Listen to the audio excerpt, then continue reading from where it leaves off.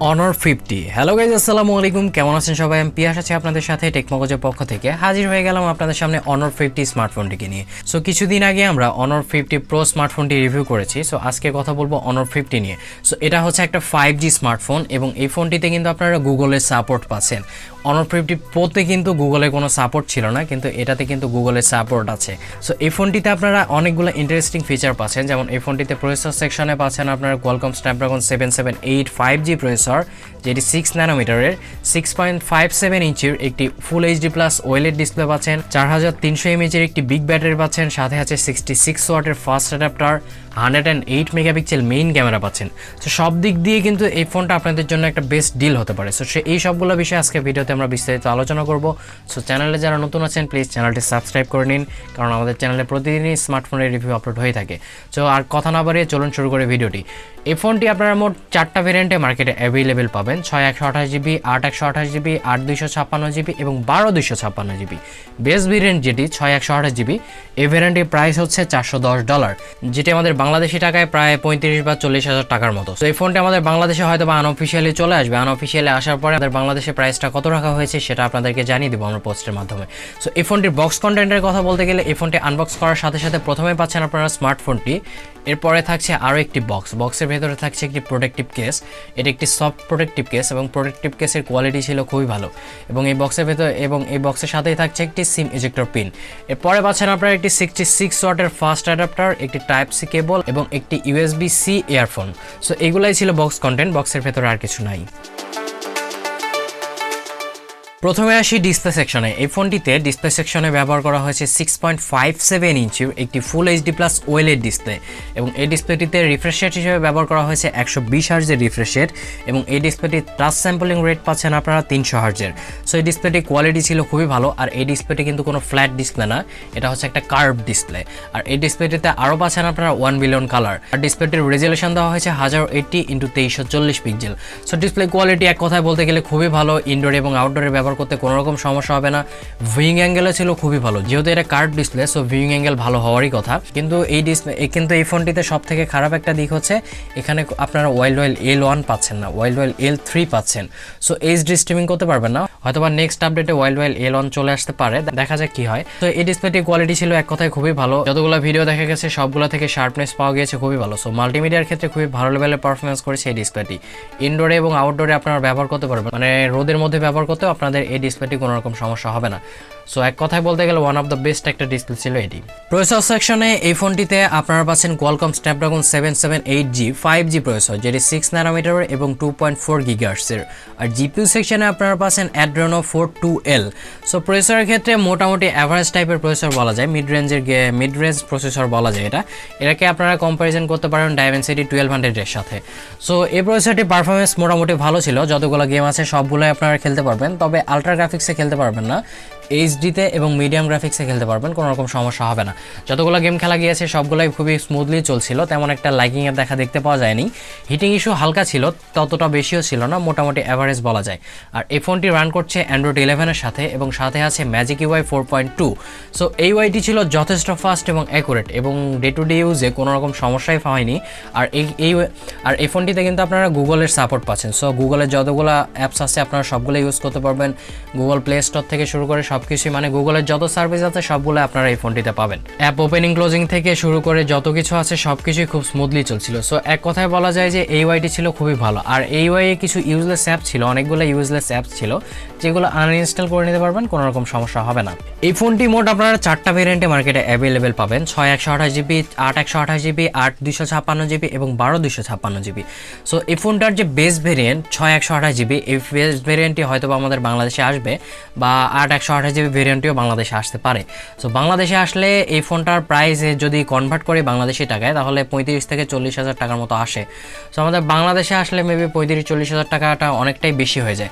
এই ফোনটা যদি 30,000 টাকা বা 31 বা 32,000 টাকার ভেতরে আসতো তাহলে আমার মনে হয় খুব ভালো হইতো, কিন্তু এই ফোনটার প্রাইস মানে ফোনটা অনুযায়ী প্রাইসটা একটু বেশি হয়ে যায়। সো দেখা যাক বাংলাদেশে কবে নাগাদ আসে। বাংলাদেশে আসার সাথে সাথে আমরা আপনাদেরকে প্রাইসটা আপডেট করে দেবো। এই ফোনটিতে স্টোরেজ টাইপে ব্যবহার করা হয়েছে UFS 2.1 আর র্যাম সেকশনে মেবি ব্যবহার করা হয়েছে LPDDR4 র্যাম LPDDR4X RAM, আমি শিওর না, LPDDR5 RAM মেবি ব্যবহার করা হয় নাই। এবার আসি ফোনটির লুকস এবং ডিজাইনে। ফোনটার লুকটা অ্যাকচুয়ালি Honor 50 Pro স্মার্টফোনটার মতোই, তো ওইটার আর এটা মোটামুটি সেম বলা যায়, দুইটার ডিজাইনই সেম। এর পেছনে অ্যাকচুয়ালি গ্লাস ব্যবহার করা হয়েছে নাকি প্লাস্টিক ব্যবহার করা হয়েছে বোঝা যাচ্ছে না, তবে মেবি গ্লাস ব্যবহার করা হতেও পারে, বোঝা যাচ্ছে না অ্যাকচুয়ালি।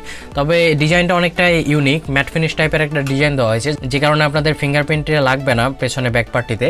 আর লুক এবং ডিজাইনটাও ছিল খুবই ভালো। ব্যাক পার্টটার ওপরে লেফট সাইডে একটি ক্যামেরা লেআউট দেওয়া হয়েছে, ক্যামেরা লেআউটটাও সেম প্রো এর সাথে।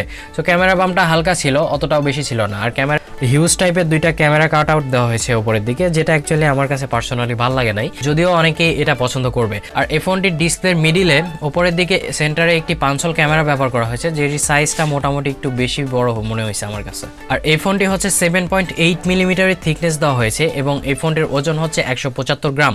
সো এই ফোনটি অনেকটাই লাইট ওয়েট এবং মোটামুটি চিকন বলা যায়। সো ইনহ্যান্ড ফিলটা এই ফোনটার খুবই ভালো ছিল। আর এই ফোনটি মোট আপনারা কয়েকটা কালারে মার্কেটে অ্যাভেলেবেল পাবেন, সেটা হচ্ছে first crystal colour, red colour, green colour, black colour এবং অনর কোড কালার। এই মোট কয়েকটা কালারে আপনারা এই ফোনটি মার্কেটে অ্যাভেলেবেল পেয়ে যাবেন। বাটন এবং পোর্টসের কথা বলতে গেলে এই ফোনটিতে রাইট সাইডে পাচ্ছেন আপনারা একটি পাওয়ার বাটন এবং পাওয়ার বাটনের উপরে থাকছে একটি volume up and down button.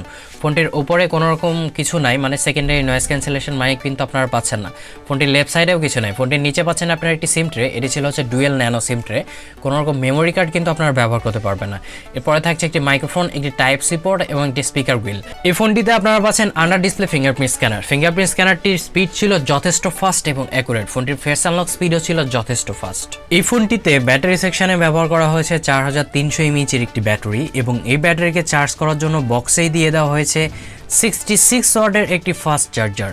So এই চার্জারটি দিয়ে আপনারা এই ফোনটিকে 20 মিনিটে 70% করতে পারবেন এবং 45 মিনিটে 100% চার্জ করতে পারবেন। আর যে ব্যাটারিটি ব্যবহার করা হয়েছে 4300 mAh ব্যাটারি, এই ব্যাটারি থেকেও মোটামুটি ভালো লেভেলের একটা ব্যাটারি ব্যাকআপই পাবেন আপনারা, কারণ এখানে যে প্রসেসরটি ব্যবহার করা হয়েছে সেটি হচ্ছে 6 ন্যানোমিটারের প্রসেসর, যেটি খুবই ব্যাটারি এফিশিয়েন্ট। সো আপনারা যদি হেভি ইউজও করেন তারপরেও 6 থেকে 7 ঘন্টার মতো ব্যাটারি ব্যাকআপ পেয়ে যাবেন। আর যদি নর্মাল ইউজ করেন তাহলে একদিনের কাছাকাছি ব্যাটারি ব্যাকআপ পেয়ে যাবেন। ক্যামেরা সেকশনে কথা বলতে গেলে এই ফোনটিতে পেছনে রিয়ার সাইডে ব্যবহার করা হয়েছে quad camera setup. Main camera হিসেবে ব্যবহার করা হয়েছে 108 মেগাপিক্সেলের একটি ক্যামেরা। হিউজ যে ক্যামেরা কাট আউটটা এটাই হচ্ছে 108 মেগাপিক্সেলের ক্যামেরা।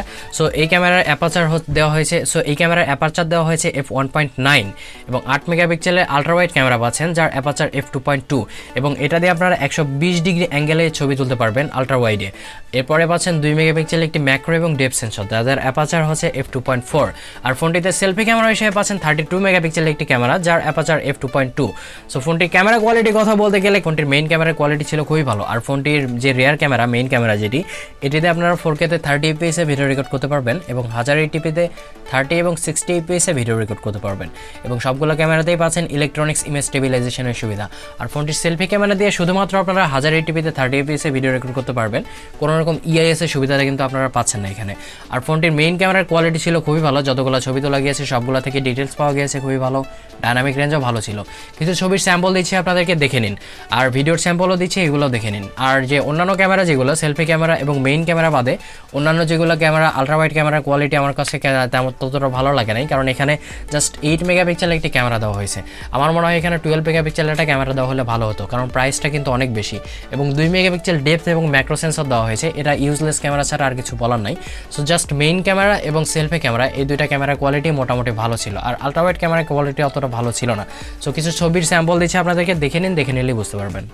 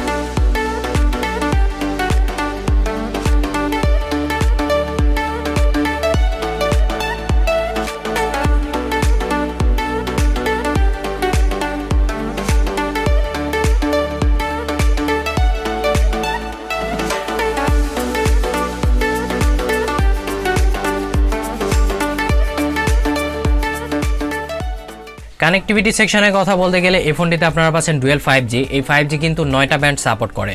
ওয়াইফাই 6 পাচ্ছেন, ডুয়েল 4G ভোল্ট পাচ্ছেন, ওয়াইফাই কলিং পাচ্ছেন, ব্লুটুথ 5.2 পাচ্ছেন এবং সাথে পাচ্ছেন NFC। কোনো রকম নোটিফিকেশন লাইট কিন্তু এই ফোনটিতে আপনারা পাচ্ছেন না এবং FM রেডিও পাচ্ছেন না। তো শেষ কথায় বলতে গেলে অ্যাকচুয়ালি এই ফোনটা অনেক কিছুই ভালো দিক অফার করছে আপনাদেরকে, যেমন একটা ভালো ডিসপ্লে পাচ্ছেন, কার্ভ ডিসপ্লে পাচ্ছেন, মেইন ক্যামেরাটা ভালো, সেলফি ক্যামেরা ভালো, প্লাস প্রসেসরের দিক থেকেও কিন্তু একটা ভালো মিড রেঞ্জের একটা প্রসেসর পাচ্ছেন আপনারা। ব্যাটারির ক্ষেত্রে কিছুটা কম ব্যাটারি দিলেও কিন্তু এখানে চার্জারের ক্ষেত্রে 66 ওয়াটের একটা ফাস্ট চার্জার দেওয়া হয়েছে। আর ফোনটির খারাপ দিকের কথা বলতে গেলে এখানে কোনো রকম সেকেন্ডারি নয়েজ ক্যান্সেলেশন মাইক্রোফোন নাই, কোনো রকম 3.5 মিলিমিটার হেডফোন জ্যাক নাই, প্লাস এখানে ক্যামেরা যে ম্যাক্রো সেন্সর এবং ডেপথ সেন্সর দেওয়া হয়েছে এই দুইটা মানে ইউজলেস ক্যামেরা বলা যায়। আলট্রা ওয়াইড ক্যামেরার কোয়ালিটি অতটা ভালো ছিল না, প্রসেসরটাও অতটা ভালো লেভেলের প্রসেসর দেওয়া হয় নাই। আর একটু ভালো, আমার মনে হয় আর একটু ভালো প্রসেসর দিলে ভালো হতো। সো এই সব কিছু নিয়ে হচ্ছে Honor 50। সো এই রিভিউটি দেখলে আপনারা বুঝতে পারবেন যে এই ফোনটি আপনাদের জন্য পারফেক্ট হবে কিনা। সো এই ফোনটি আমাদের বাংলাদেশের মধ্যে কিছুদিনের মধ্যে আনঅফিশিয়ালি চলে আসবে। সো আনঅফিশিয়ালি আসার সাথে সাথে প্রাইসটা আমরা আপডেট করে দেবো। সো কেমন লাগলো রিভিউটি যদি ভালো লেগে থাকে তাহলে আমাদের চ্যানেলটিতে প্লিজ সাবস্ক্রাইব করে নেবেন এবং আমাদের ভিডিওতে লাইক করবেন, কমেন্ট করবেন এবং শেয়ার করবেন। ধন্যবাদ সবাইকে।